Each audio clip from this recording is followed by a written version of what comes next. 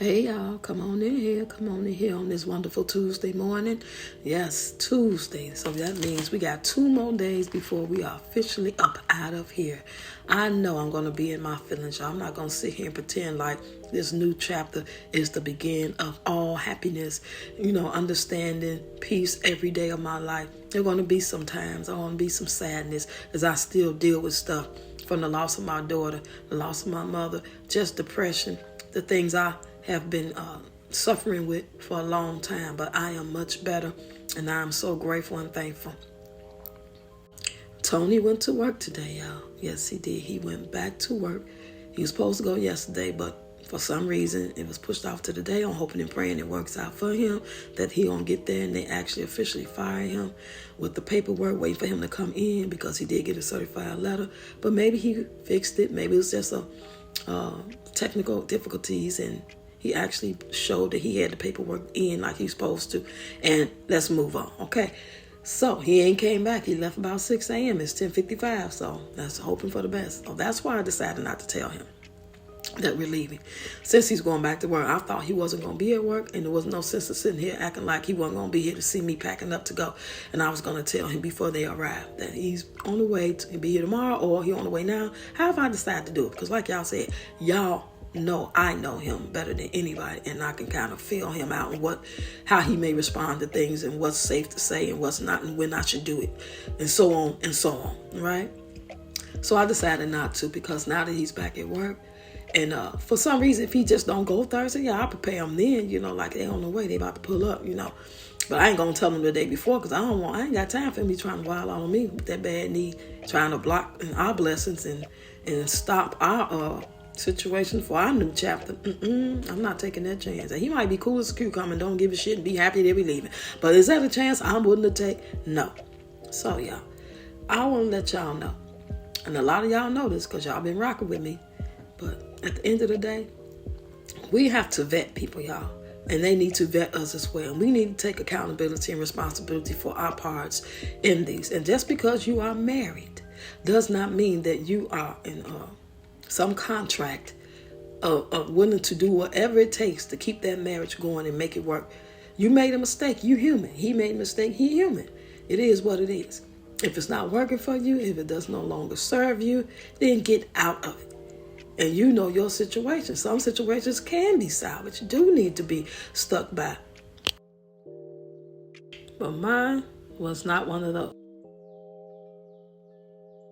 But unfortunately, my situation was totally different. In order to really get the gist of it, I will have to make a series of playlists that's telling the story from beginning to end. That way you guys can go down the rabbit hole for those of you who don't know.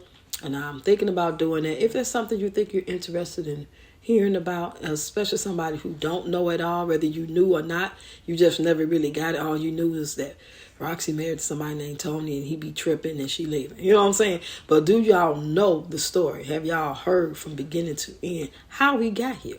If you're interested in hearing it, just let me know in the comments. Part 2. Just put part 2 in there. So anyway, the reason why I'm not going to tell him, because Tony's the type of person that if he knows, like say if I tell him today, he got 2 days to concoct some shit. He's going to find a reason why he can't go to work Thursday. Because he's going to either tell that job there's an emergency with his wife and he had, you know what I'm saying, or he's sick again. It's going to be something because he's going to want to feel like he want to be here to watch. Like we about to steal some shit, like he got some. Almost everything up in here belongs to me. All the TVs. He only got 1 TV. All the TVs are mine. But I'm leaving. I'm leaving him that TV. I'm only going to take 2 TVs and give 1 to my daughter. She's going to come get it tomorrow. And like I said, I'm hoping and praying that all this stuff can fit in that van that my nephew was coming to get us Thursday morning. I'm praying that Tony actually goes to work. And once I get in that Uber and at the train, I'll sit back and let him know then. I don't think I'll wait till it's close to time for him to get out of work because I wouldn't want to, you know what I'm saying, get him in his feelings while he at work.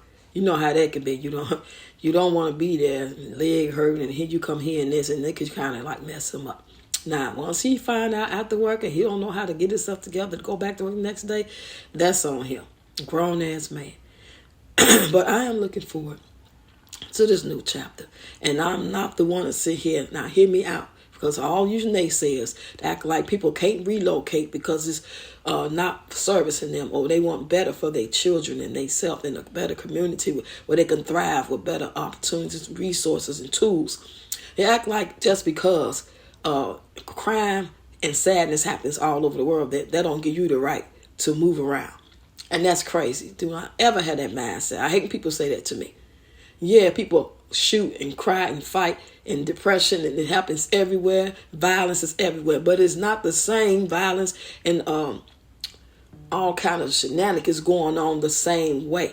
Like certain places don't have drive-by shootings. They may have a lot of carjackings. You know what I'm saying? I'm trying to put my grandchildren in a position where they can thrive without having to worry about a gun shot coming past their head, because it's the norm. Not because it's just some old unforeseen thing nobody seen to come. It's never happened over here. Who's seen? You know what I'm saying? That's a lot of communities that may have something happen in, and they couldn't believe it because it's never happened. That's totally different than goddamn well it's going to happen, because that's all they do over there. That community is riddled with carjackings and riddled with gunfire and drive-by shootings and gang affiliation and all that stuff. So I have to sacrifice. It's my job. God has blessed me with 5 grandchildren, and He has blessed me with the opportunity to raise them. I've done it since they've been born. I've always been sort of the guardian, because my daughter had to do what? Go to work in school. She had her first child at 19 years old. She got pregnant at 18. So, of course, her life can't stop because she got a baby. Yes, she need help, whether it was daycare or me. I think we that type of family. We're going to stick together. My other daughter don't have no kids. But my daughter that passed away, she had 5. And I am grateful. I don't mind doing it. I'm not one of them grandmothers. I got to live my life. I'm not finna take it. That's not me. And some people have told me that I'm wrong and I should, I should live my life this, that, and the third.